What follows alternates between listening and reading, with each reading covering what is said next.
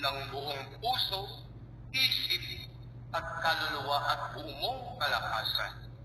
At ibigin mo ang iyong kapwa gaya ng iyong sarili. Pag nasunod mo yan, para mo na rin sinunod ang 10 utos ng Diyos. Amen? Yan po na po. Ayun po yung kahalagahan na nakakapag-aral tayo ng salita ng Diyos.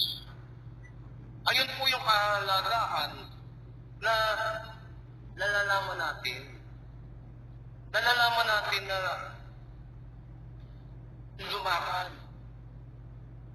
Nalalaman natin na lumakad tayo sa salita ng Diyos. Ito po.